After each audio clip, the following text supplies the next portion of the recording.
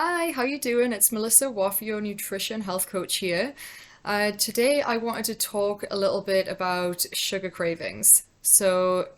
I suffer with sugar cravings in a massive way. I just want to be totally upfront and truthful about that. And that's really one of the reasons why I wanted to start this video series is because I know so many people struggle with this as well. I am now fully sober. I used to drink a heck of a lot of alcohol. I managed to get fully sober, managed to give alcohol up no problem, managed to give up drugs no problem. However, when it comes to sugar, that is like a whole different ball game. There might be reasons why you feel like you crave sugar. Maybe you feel like an overwhelming sense of sadness or happiness, even. Maybe you see like a really carefully and cleverly placed advert for something sugar wise and you'd like just can't resist it. Or maybe it just happens for like, no apparent reason whatsoever and it just kind of overwhelms you and you just have no idea where it's come from. So, whenever we eat sugar, our brain releases serotonin and endorphins, which are hormones that make us feel really happy and really good. So, that's why we often reach for sugar in times of sort of sadness or when things aren't so great, because it gives us this very temporary but very real feeling of kind of happiness and, it feels good. But that's fine if you're just like, reaching for a cookie every now and then when you're feeling a bit sad and you just have one cookie and you're like, I'm done. But if you end up eating like 65 cookies, then, that's obviously going to have some negative impact on your body and your biology and your health and well-being in general. So if you're like me and when you start craving sugar, you go out and you buy like three desserts and you eat them all, and then afterwards you feel terrible because you just feel sick or nauseous, or you feel as if you've just kind of given your body this big sugar load that it didn't really need. Then it's really powerful to sort of look at why we're reaching for sugar. So the first thing that you can do is, if you find yourself having sugar cravings, is to just take a second, take a pause, and just ask yourself these questions. Just say, what am I feeling right now? What do I actually really need in this moment? And what can I do for myself to fulfill that need without eating a heck of a lot of sugar? So often when we're having these cravings, something else is going on. Maybe we're feeling lonely or bored or in need of time on our own or in need of an activity or something. It could be anything. So kind of taking this pause and checking in with ourselves is a really good way to sort of see patterns over time of what's really happening with us. Maybe if you're bored, you need to go for a walk or do an activity or go and talk to somebody that's fun in your life or watch a TV show or whatever it might be. Or if you're feeling lonely, then maybe you just need to go and hug somebody or go and call a friend or something that kind of makes you feel connected to community. Or if you're feeling overwhelmed, maybe you need to try and carve out some time to be on your own and kind of, escape from everything. And so there's many different reasons why this might crop up. And so then you can try and sort of over time discover what's really going on and get to the root of why you're having these cravings. And then there are certain things that you can do as well to kind of help yourself to try and minimize these cravings from a physical standpoint.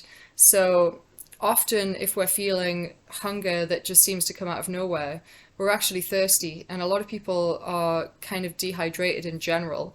So the best thing to do when you feel like you're having one of these cravings is just drink a glass of water.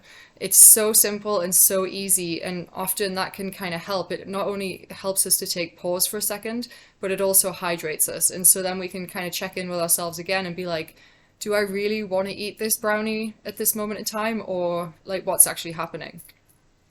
And then another way is to try and make your meals that you eat throughout the day be very nutrient dense so that we're actually nourishing ourselves with a lot of nutrients so that we're not sort of lacking in any of these and therefore craving other things. So to try and make sure that your meals are made up of protein, fiber, which you could find through like a variety of fruits and vegetables, and some healthy fats as well. So things like olive oil, coconut oil, ghee, avocado, nuts, things like that to kind of add to meals because that really helps us feel satiated and from reaching for sort of less desirable snacks later on. So to try and have a consistent sort of meal time throughout each day as well is really helpful because if you go too long without eating, then you can kind of get like hangry basically and just start reaching for less desirable foods. I know there's a big trend with intermittent fasting and time restricted eating, which I actually do practice myself as well. However, if you're one of these people that just kind of doesn't eat anything all day, all day, all day, all day, all day because you're too busy, and then at night you get home and you're just like, I need to eat something right now. Maybe that's not working for you. Maybe you need to start sort of trying to nourish yourself earlier in the day just so that you're not kind of getting to that hangry state. So they're kind of physical things that you can do to try and sort of mitigate, these cravings. Another thing to do is to look at your sleep routine as well, because when we're fatigued, and chronically especially, we start to crave sugar for that instant kind of energy hit that it comes with. So there are many different ways that you can kind of work on your sleep routine. I'm actually going to put a video out about that as well because I think it's really important. So watch out for that, just for ways to sort of do that, but just try your best to get enough sleep each night if you can. I know that can be really challenging for some people. So sort of like having that fatigue answered is really, really helpful to sort of, keep us from reaching for these kind of like super sugary snacks. Another thing that we can do is to just allow ourselves to actually have a treat every now and then when we feel like it. Because if we go for a complete deprivation, that's just setting ourselves up for failure, and nobody wants to fail. If you deprive yourself of any sugar whatsoever for, say a week, 2 weeks, that can be really good to give us a reset. But eventually we're going to just like face plant down into a massive pile of brownies because, if we deprive ourselves and if something that we really want, it's not going to go well for us. And so that's why sort of, people end up on this yo-yo diet train because they're in this state of deprivation and then they kind of just face plant down into whatever fill in the blank of the food choice of that moment. And so it's to sort of learn how to do these mindful techniques of like checking in with ourselves and seeing what we really need, using these physical techniques, sort of hydration and fully nutrient dense meals to try and sort of answer what might be going on physically speaking. And then when all of that is said and done, if we still want to eat a cookie or a brownie or whatever it is, that's okay. Don't beat yourself up about it. Like one brownie or one cookie is not going to destroy all of your hard work. 57 cookies, that might not be so good. But that's why we have to sort of find a way to sort of really savor and really enjoy every bite that we have of whatever that item might be. So there is this rule called the 3-bite rule. So they say that you only really need 3 bites of a food item to really enjoy it, and that's why when you have these really fancy restaurants that do sort of menu tastings, they have really tiny portions because you only really need to have 3 bites to fully experience the food. And so the first bite, you kind of just introduce it into your mouth. And then the second bite, you like really, really savor it. And then the third bite, you just kind of get that last little bit of the experience. And so that is a really good rule to remember when you're sort of going for some treats, is to have 3 bites and then just move on and be like, okay, I really enjoyed that. I've looked after sort of my actual needs. I've hydrated myself. I've eaten lots of nutrients. And now I'm going to have a treat. I'm going to have 3 bites and then I'm going to move on, and there's going to be no guilt involved whatsoever.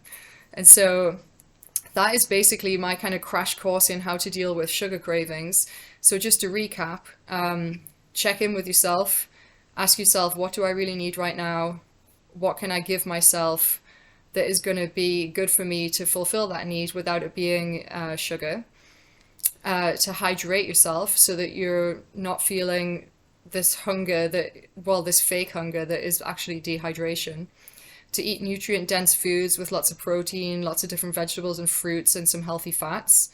and then also to, allow yourself to have that treat if that's how you're feeling, but then to not go too overboard and just not feel any guilt around it, have those 3 bites and then move on. So I hope you enjoyed this short video. There's going to be more to come. I'm very passionate about this subject. So if you want to see what else I've got to offer, then subscribe to this channel, Sugar Do You Want to Live? And I look forward to seeing you all next time. And if you have any questions, just drop them in the comments and I'll get back to you. Okay, I hope you have a wonderful day. Bye.